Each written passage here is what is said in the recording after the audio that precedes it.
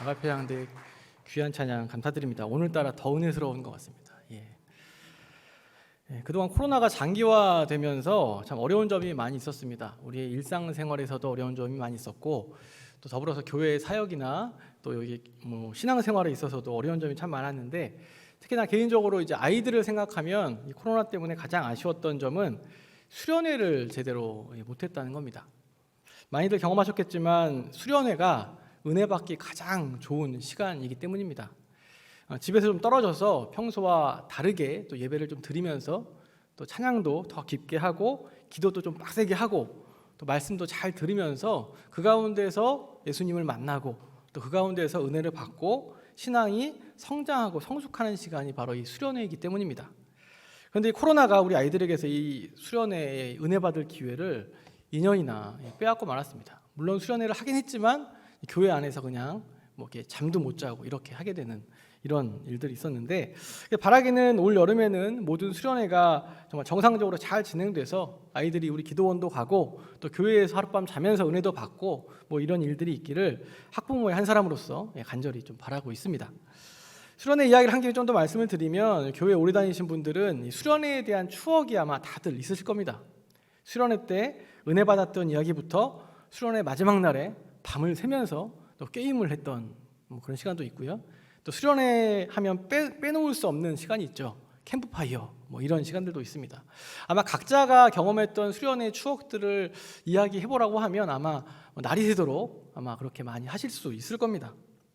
저도 모태신앙이기 때문에 어릴 때부터 수련회는 정말 셀 수 없이 다 손으로 꼽을 수 없이 많이 다녔는데, 물론 대부분의 수련회에서 은혜도 받고 도전도 받았지만 또 세월이 흐르면서 어떻게 됩니까? 그때 수련회가 어땠더라? 이렇게 하면서 기억이 좀 희미해지는 그런 수련회들이 사실 많이 있습니다. 그럼에도 불구하고 특별히 몇몇 수련회는 시간이 굉장히 오래 지났음에도 불구하고 제 기억 속에 뚜렷이 남아있는 수련회가 몇 번 있습니다. 그 수련회를 통해서 저는 저의 삶과 신앙에 굉장히 큰 전환점을 가져오게 되었기 때문입니다. 그런 수련회 중에서 대학교 1학년 때 겨울에 참여했던 수련회가 제 기억이 아직도 뚜렷합니다. 그때 수련회 장면들, 은혜 받았던 시간들이 많이 기억이 나는데요. 1주일간 진행되었던 그 수련회에서 매일 베드로의 일생에 대해서 정말 깊고 진하게 공부를 했었습니다. 수련회가 진행되면서 베드로에 대해서 제가 잘 알고 있다고 생각했던 그런 교만한 마음이 다 무너져버리고, 베드로를 통해서 제 안에 있던 연약함들, 제 안에 있던 추악함들을 신랄하게 보게 되는 그런 경험을 하게 되었습니다. 그 수련회에서 너무나 은혜를 많이 받아서 그랬는지 제가 수련회 다녀온 이후에는 솔직히 올해는 못했지만 그 당시 저희 집에 옥상에 옥탑방이 있었습니다. 겨울이었는데 매일 아침에 일어나서 옥탑방에 올라가서 이불을 뒤집어 쓰고 큐티를 했던 그런 기억이 남아 있습니다. 그 수련회를 통해서 저에게 하셨던 질문이 있습니다. 그 질문은 오늘 말씀에 나오는 베드로에게 하셨던 그 유명한 말씀입니다. 내가 나를 사랑하느냐. 이 말씀이 저에게 너무 크게 다가와서 그 당시에 이 내가 나를 사랑하느냐라는 이 문장을 한글이나 영어로 프린트를 해가지고 제 방에 이렇게 여러 군데에 붙여놨던 또 그런 적도 있었습니다. 오늘 이 시간에 함께 나눌 말씀이 바로 이 베드로에 대한 내용입니다. 그리고 오늘 본문 말씀에는 지금 말씀드린 대로 그 유명한 말씀, 내가 나를 사랑하느냐라는 이 질문이 기록이 되어 있습니다. 오늘 본문 말씀은 너무나 유명합니다. 또 많은 분들이 좋아하시는 그런 말씀이고, 또 이 말씀을 통해 도전도 많이 받으셨을 겁니다. 이 말씀으로 아마 수없이 설교도 들으셨을 것이고 또 많은 은혜를 받으셨을 건데요. 저도 이 말씀 너무 좋아했기 때문에 읽기도 수없이 읽었고 묵상도 했고 또 이 말씀으로 설교도 많이 들었습니다.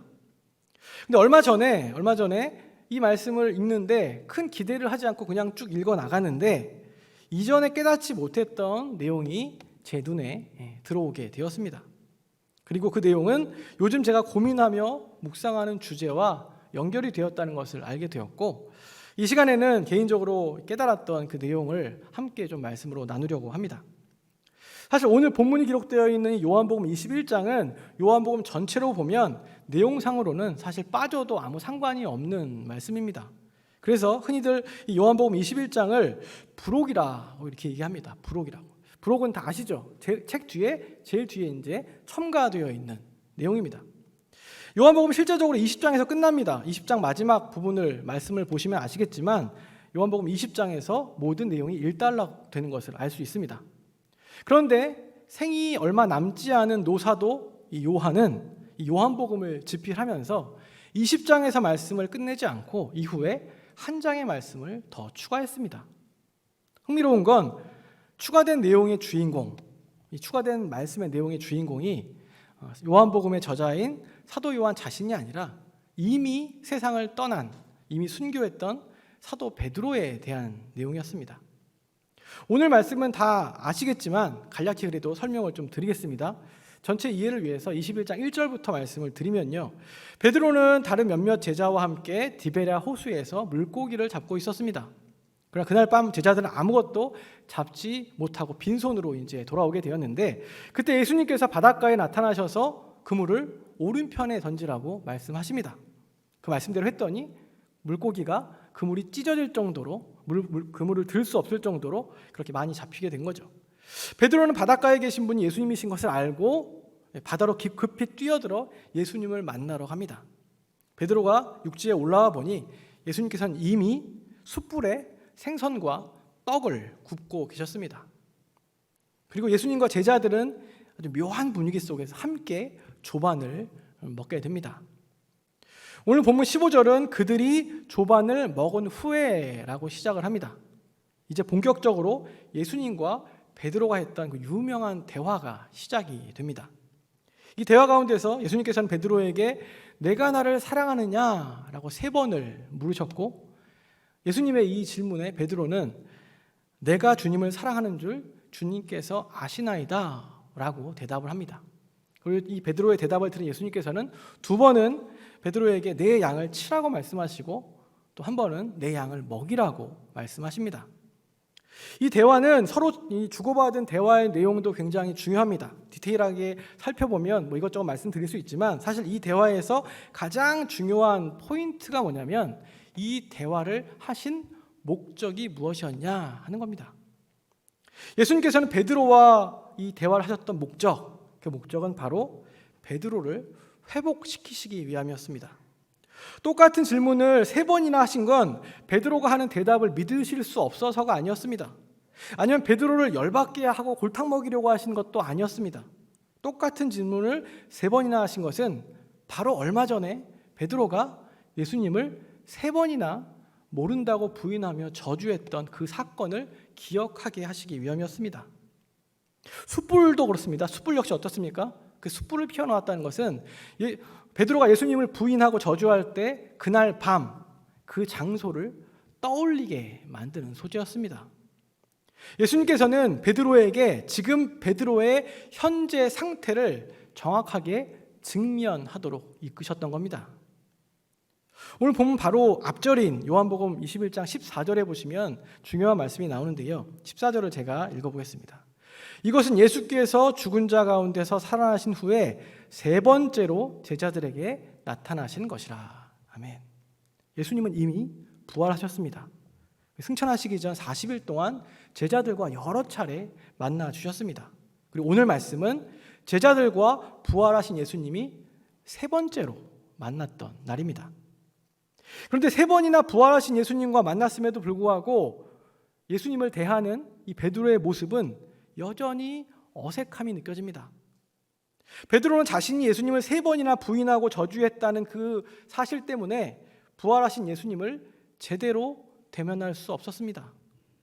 예전에 베드로가 아닌 전혀 다른 베드로의 모습을 하고 있었습니다. 재미있는 건 오늘 말씀의 장소적 배경이 디베랴 호숫가라는 것입니다. 우리가 잘 아는 지명으로는 이 디베랴 호숫가는 다른 말로 갈릴리 바닷가를 말합니다. 베드로와 어부 출신인 이 제자들의 고향이죠. 그런데 이 베드로는 지금 갈릴리 바닷가에 와 있습니다. 사실은 베드로를 비롯한 제자들이 지금 있어야 할 곳은 여기가 아니었습니다. 당연히 예루살렘에 머무는 것이 이들이 있어야 할 곳이었습니다. 게다가 예수님께서 자신이 하신 말씀대로 사흘 만에 부활하셨습니다. 놀라운 일이 벌어졌습니다. 이제 예수님의 수제자였던 베드로는 다른 모든 제자들을 이끌고 예수님의 다음 사명을 기다리는 것이 베드로가 해야 할 일이었습니다. 그러나 오늘 본문에서 예수님과 베드로의 세 번째 만남의 장소는 예루살렘이 아니라 바로 갈릴리 바닷가 디베랴 호숫가였습니다. 베드로는 더 이상 예수님의 제자로서의 살 동력을 잃었던 것으로 보입니다. 자신의 모습이 한없이 부끄럽고 한심해서 부활하신 예수님을 만나 그 부활의 기쁨을 마음껏 누릴 수 없었습니다. 그래서 예루살렘이 아니라 갈릴리 바닷가로 돌아왔고 예수님을 만나기 이전의 삶으로 돌아가려고 했습니다. 그런데 예수님께서는 바로 그런 베드로를 찾아오셨습니다. 예수님께서는 그런 베드로를 예수님 앞에 앉히셨고 베드로의 상황을 베드로가 직접 직면하도록 이끄셨습니다. 다시금 예수님과의 관계를 회복시켜 주셨습니다. 이게 바로 오늘 본문 말씀의 주요 내용입니다. 여기까지는 많이 들어보셨을 건데요. 그런데 오늘 말씀드린 것처럼 저는 이 말씀에서 전에 다가오지 않았던 한 구절이 발견하는, 깨닫게 되는 그런 시간을 가졌는데 그 말씀이 뭐냐면 오늘 주보에 나와 있는 대로 주보의 제목이 뭐냐면 나를 따르라 두 번째 부르심이라고 제가 정했는데요. 오늘 말씀에 보면 베드로를 회복시켜 주신 예수님께서 다시금 베드로에게 하셨던 말씀이 나오는데 19절에 바로 나를 따르라 라고 하셨습니다. 이 나를 따르라 라는 이 말씀은 이 내용상으로만 보면 별로 그렇게 특이한 사항은 없어 보입니다. 특별한 표현도 아니죠. 베드로의 정서적 영적 상태를 회복시켜 주신 예수님께서는 의례적으로 다시 한번 베드로에게 너 나를 따라 라고 말한 것일 수도 있습니다. 그런데 제가 주목한 것은 오늘 말씀에 나오는 이 나를 따르라 라는 예수님의 부르심은 베드로에게 하셨던 두 번째 부르심이라는 사실입니다.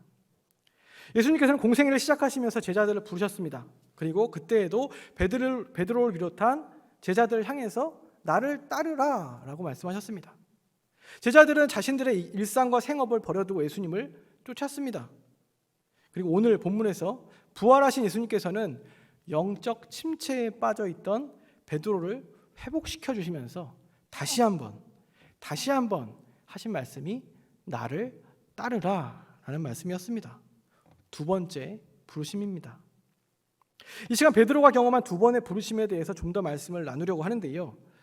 그 부르심의 의미에 대해서 함께 또 묵상하는 시간이 되기를 바랍니다. 먼저 잠깐 다시 이전으로 돌아가서 베드로를 첫 번째 부르셨던 첫 번째 부르심의 장면으로 가보면 좋겠는데요. 베드로의 첫 번째 부르심의 장면은 누가복음 5장에 좀 자세히 기록이 되어 있습니다. 이때에도 베드로는 밤새 수고했지만 고기를 잡지 못했습니다. 예수님께서는 깊은 데로 가서 그물을 내리라고 말씀하셨고 베드로는 예수님의 말씀에 의지하여 깊은 곳에 그물을 내렸습니다. 고기는 그물이 찢어질 정도로 많이 잡혔고 베드로는 예수님의 무릎 아래 엎드려서 이렇게 고백합니다. 주여 나를 떠나소서 나는 죄인으로소이다. 예수님은 그런 베드로에게 무서워하지 말라. 이제 후로는 내가 사람을 취하리라 라고 말씀하십니다. 그리고 베드로는 그 길로 예수님을 따랐습니다. 누가복음에는 예수님께서 베드로에게 나를 따르라 라고 하신 내용은 나오지 않는데요. 대신에 마태복음 4장 19절에 보면 이렇게 말씀하십니다. 나를 따라오너라 내가 너희로 사람을 낚는 어부가 되게 하리라. 이렇게 보면 요한복음 21장의 상황과 베드로가 처음 부르심을 받을 때의 상황도 굉장히 흡사한 것을 우리는 알 수 있습니다. 그러니까 결국 요한복음 21장에 나오는 이 모습은 앞서 말씀드린 것처럼 베드로가 예수님을 3번이나 모른다고 부인하며 저주했던 그 장면, 그 모습을 떠올리시기 위해 연출한 것이기도 하지만 더불어 동시에 베드로가 처음에 예수님께 부르심을 받았던 그때를 또한 떠올리게 하시기 위함이었다는 겁니다. 결국 베드로는 첫 번째 부르심에서 예수님께 응답했고 베드로는 예수님의 12명의 제자 중에 수제자가 되었습니다. 복음서의 여러 곳에서 보듯이 베드로는 예수님의 공생의 삶 가운데 늘 중요한 현장에 함께 있었습니다. 또한 그 누구도 부인할 수 없었던, 누구도 고백할 수 없었던 하나님의 아들 예수 그리스도시라는 놀라운 고백을 할 수 있었고요. 또 곧바로 또 부끄러운 책망을 듣기도 했습니다. 오늘 본문 말씀에서 이제 예수님께서는 자신이 저지른 실수로 인해서 예수님의 부르심은 완전히 잊어버리고 자신이 가야 할 사명의 길에서 이탈해버린 베드로를 찾아오셨습니다. 그리고 드라마틱한 방법으로 베드로를 회복시켜 주십니다. 단순히 예수님과의 관계만 회복시키신 것이 아니라 베드로가 앞으로 살아가야 할 사명을 회복시켜 주셨고 다시 한번 그 사명으로 불러주셨습니다. 두 번째 부르심이었습니다. 이 시간 함께 생각해 볼 것은 첫 번째 부르심에서의 베드로의 모습, 두 번째 부르심에서의 베드로의 모습에서 그 상황에서 달라진 것이 무엇인가 하는 겁니다. 첫 번째로 예수님께서 베드로를 부르실 때 베드로에게 그 따름의 대상이 확실했습니다. 처음에 예수님께서 베드로를 부르실 때는 바로 눈앞에 보이는 예수님을 따르면 됩니다. 바로 눈앞에 서 계신 예수님을 따라가면 되는 거죠. 인간적인 걱정이 물론 있긴 했겠지만 우선 자기 앞에서 놀라운 기적을 베푸신 그 예수님을 따라가는 것이 베드로가 해야 할 일이었습니다. 그러나 두 번째 부르심은 어땠습니까? 예수님은 부활하신 후 40일 후에 제자들이 보는 앞에서 하늘로 승천하셨습니다. 이제 베드로가 따라야 할 대상은 눈에 보이지 않습니다. 그럼에도 불구하고 예수님께서는 베드로를 향해서 분명히 말씀하셨습니다. 나를 따르라. 첫 번째 부르심은 또한 막연한 부르심이었습니다. 베드로는 예수님의 제자가 되는 것이 어떤 것인지 정확히 알지 못했습니다. 말 그대로 예수님의 영적 권위에 끌려서 그 부르심에 쫓아갔습니다. 그럼에도 그 당시 베드로를 비롯한 제자들은 예수님을 그렇기 때문에 그 당시 제자들 베드로를 비롯한 제자들은 예수님을 따른다는 게 참 명확히 어떤 건지 잘 몰랐습니다. 그래서 제자들은 어땠습니까? 예수님에 대해서 여러 번 오해했고 또 예수님께서 붙잡히실 때도 모두 도망치고 또 그 자체를 굉장히 혼란스러워했습니다. 그리고 두 번째 부르심은 첫 번째 부르심처럼 막연한 부르심이 아니었습니다. 비록 따라가야 할 대상인 예수님은 승천하시게 되지만 이제 예수님께서 나를 따르라 라고 하셨을 때 그 따름은 명확해집니다. 베드로와 제자들이 따라야 할 대상은 바로 예수님께서 지난 3년 동안 사셨던 그 삶을 따르는 것이었고 제자들에게 가르쳐 주셨던 그 가르침을 따르는 것이 바로 두 번째 부르심에 따라가야 할 모습이었습니다. 무엇보다 두 번째 부르심은 분명한 소명으로의 부르심입니다. 말로만 제자가 아니라 예수님께서 사신 그 삶을 따라가야 하고 참 제자의 삶을 실천해야 하는 따름이었습니다.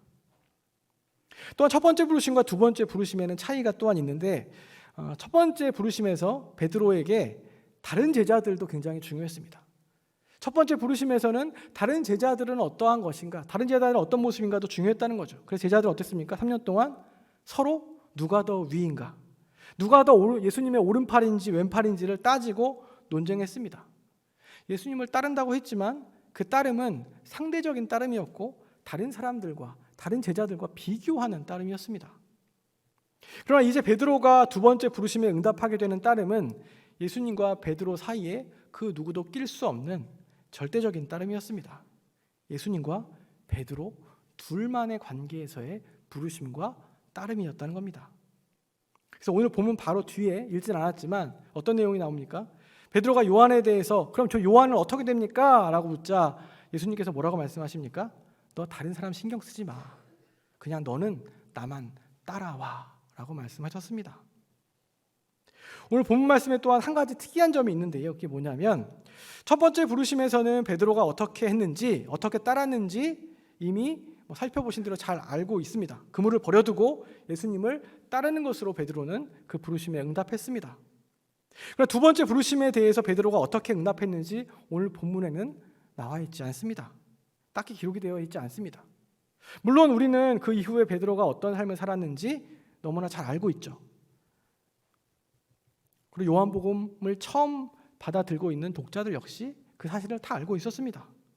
베드로는 예수님께서 나를 따르라라고 하는 부르심에 평생을 다해 충실히 응답했고 그의 삶으로 그 모습을 보여주었습니다.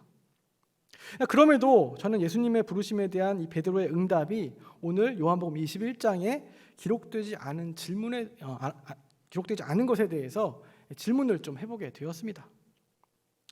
이렇게 베드로의 응답에 대해서 기록되지 않은 이유, 개인적으로 제가 내린 결론은 무엇이냐면 어쩌면 요한복음 21장을 기록한 사도 요한은 우리들을 비롯해서 이 요한복음을 받아 읽고 있는 모든 그리스도인들도 이 질문에 각자가 대답해 보기를 요구하는 응답을 하도록 만들기 위함이라는 것을 깨닫게 되었습니다.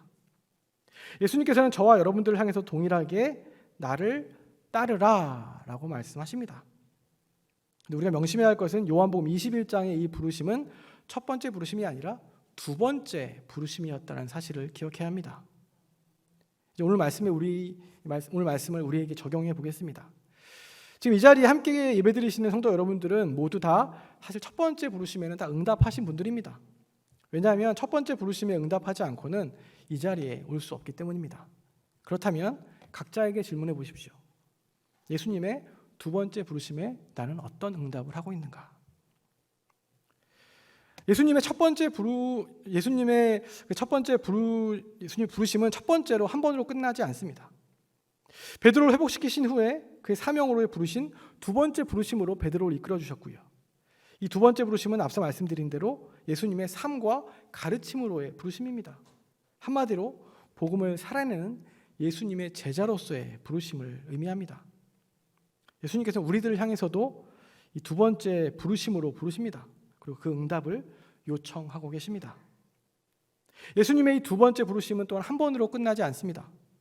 예수님을 따르며 살기로 결단한 사람들이라면, 예수님과의 절대적인 관계 가운데 예수님을 주인으로 모신 사람들이라면 우리는 삶의 매 순간마다 예수님께서는 우리를 두 번째 부르심으로 부르시고 우리는 그 부르심의 요청에 마주해야 합니다. 때로는 첫 번째 부르심의 감격을 기억하지 못하고 넘어져 있을 때도 있고요. 예수님을 배반하고 그 소명을 잃어버리고 있을 때도 있을 겁니다. 그때도 예수님께서는 우리를 다시 찾아오셔서 나를 따르라 라고 말씀하십니다. 그리고 우리는 이런 예수님의 부르심에 우리의 삶으로 응답해야 합니다. 저는 요즘 제자에 대해서 고민을 좀 하고 있습니다. 제자 훈련 저도 많이 해봤고 받아봤고 또 제자 훈련이라는 이름으로 또 많은 성도님들과 공부도 많이 해봤습니다. 또 교회에 꼭 필요한 것이 제자 훈련이라는 생각에도 저도 동의합니다. 전적으로 동의합니다. 근데 요즘에 다시 한번 제 스스로 질문하는 물음이 있습니다. 그게 뭐냐면, 그렇다면 나는 과연 예수님의 제자라고 할 수 있는가? 라는 질문입니다. 저는 여전히 이 질문에 대해서 사실 자신 있게 답변을 잘 못하고 있습니다. 왜냐하면 제 스스로 생각할 때 여전히 예수님의 제자로서 제자다운 삶을 살지 못하고 있기 때문입니다. 머리로는 제자일 수 있는데, 그러나 제 삶은, 또 제 삶의 내면은 예수님의 제자라고 하기에는 너무나 부끄러울 따름이기 때문입니다. 예수님의 제자, 너무나 멋진 이름입니다. 참 벅찬 호칭입니다. 그러나 이 멋지고 벅찬 호칭을 우리의 삶 가운데에서 자랑스럽게 드러내놓고 사는 것은 결코 쉬운 일이 아니라는 것을 계속해서 느끼게 됩니다. 제자의 삶을 살아가기 위해서는 대가가 있기 때문입니다. 제자로서의 삶의 비용이 있습니다. 포기해야 할 것들이 있고요, 내어놓아야 할 것들이 있고요, 양보해야 할 것들이 있습니다. 그것들을 기다리는 삶이 바로 제자의 삶입니다. 그러나 그럼에도 불구하고 제자의 삶은 가도 되고 안 가도 되는 그런 삶이 아닙니다. 선택의 문제가 아니라는 거죠. 늘 부르심 앞에 서야 하는, 특별히 두 번째 부르심 앞에 서야 하는 저와 여러분들이 기필코 가야 하고 응답해야 한다는 사실입니다. 지난번 금요 심야 때 인도하면서 기도의 인도 때 잠깐 말씀을 드리기도 했고요. 또 교구 연합 구역 예배 때 잠시 언급했던 내용을 마지막으로 말씀을 드리려고 합니다. 예수님의 부활을 경험한 초대교회 성도들, 삶을 다해서 복음을 전하며 살았던, 예수님의 가르침을 실천하기 위해 목숨을 다해 살았던 이 초대교회 성도들의 자기 정체성이 무엇이었냐 하는 겁니다. 사도행전에 보면 안디옥 교회 교인들을 보고 교회 밖에 있던 사람들이 뭐라고 부릅니까? 그리스도인이라고 부릅니다. 그때부터 그리스도인이라는 호칭이 사용되었고요. 하지만 초대교회 성도들에게 있어서 자기 정체성은 그리스도인에 국한되지 않았습니다. 물론 그리스도인이라는 호칭에도 분명히 그리스도를 따르는 사람들이라는 분명한 의미가 포함되어 있습니다. 그러나 시간이 흐르면서 문제가 뭐냐면, 그리스도인이라는 정체성이 앞서 말씀드린 첫 번째 부르심에만 해당되는 것으로 축소되어 버렸다는 데 문제가 있습니다. 그러나 두 번째 부르심의 삶을 사는 성도들에게 필요한 것 또한 실제로 초대교회 성도들이 갖고 있었던 변하지 않는 자기 정체성은 무엇이었냐? 바로 제자였습니다. 예수님의 제자, 이게 바로 초대교회 성도들의 정체성이었고 그들의 삶의 방향이었습니다. 예수님께서는 베드로와 초대교회 성도들에게만 이 정체성을 부여하지 않으셨습니다. 나를 따르라 라는 이 부르심에 응답하는 모든 성도들을 향해 제자라는 정체성을 부여해 주셨습니다. 사랑하는 성도 여러분, 그리고 헌신예배를 들으시는 삼남성교회 회원 여러분, 이 말씀 마치겠는데요, 우리들은 예수님의 제자입니다. 이 사실을 잊지 마시기 바랍니다. 우리가 따라야 하는 예수님의 삶, 가르침, 그분의 걸음을 뒤따르며 특별히 우리가 주님의 제자라는 놀라운 은혜를 기억하시고 또 각자의 삶 가운데 제자의 삶을 걸어가시기 위해 치열하게 노력하시는 저와 여러분들이 되시기를 간절히 소망합니다. 예수님께서는 지금도 우리들을 향해서 두 번째 부르심으로 요청하십니다. 너는 나를 따르라.